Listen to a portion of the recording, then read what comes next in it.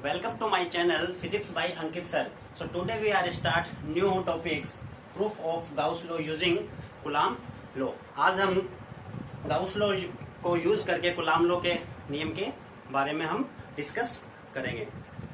हमने Coulomb law के बारे में पढ़ा था कि F equal to K Q1 Q2 upon R square होता है और Gauss law के बारे में पढ़ा था कि phi equal to Q naught upon epsilon naught होता है, यानी F equal to K Q1 Q2 upon R square और phi equal to Q upon epsilon naught होता है।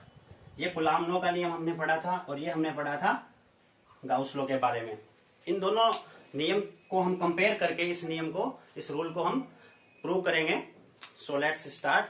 हम एक स्पेयर लेंगे, एक स्पेयर के जस्ट सेंटर में हम एक Q पॉजिटिव चार्ज लेंगे। उस चार्ज से कुछ इलेक्ट्रिक फील्ड लाइंस है वो बाहर निकलेगी स्पेयर में और उस चार्ज से हम r डिस्टेंस पर एक डिफरेंशियल एरिया को लेंगे।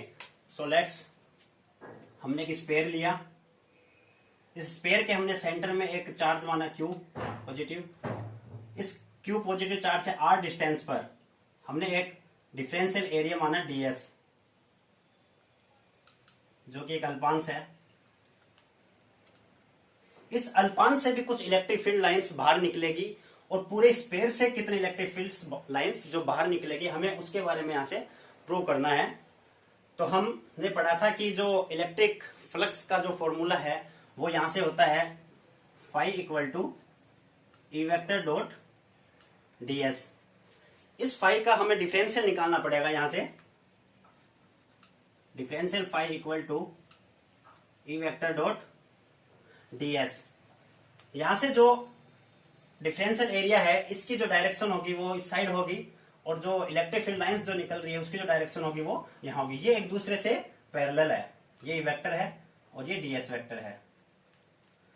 ये दोनों आपस में क्या है, पैरेलल है। पैरेलल होने के कारण यहां पर कोस 0 डिग्री का कोण बनाएगी, इसलिए ये कोस 0 डिग्री हो जाएगा यहां से।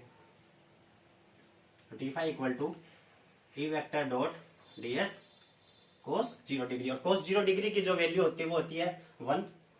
तो ई वेक्टर डॉट ds और ये 1, यहां से हमारे पास ये निकल के आ गया।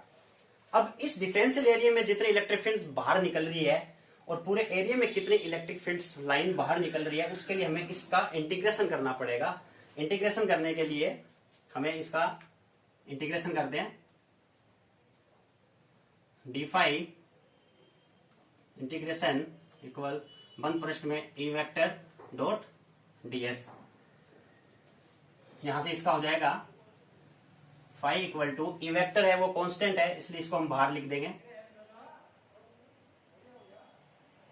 इसको हमने बाहर लिख दिया और अंदर लिख देंगे हम ds यानी area of sphere. Area of sphere का हमने फॉर्मूला पढ़ा था कि 4 पाई r स्क्वायर होता है। यहां पर हम 4 पाई r स्क्वायर लिखेंगे। तो यहां बताता हूं आपको, phi equal to E dot 4 pi r square. इसको हम इक्वेशन नंबर दे देंगे 1। गाउस लॉ का फॉर्मूला हमने पढ़ा था कि गाउस लॉ का जो फॉर्मूला होता है वो यहां से क्या होता है, phi equal to Q upon epsilon not.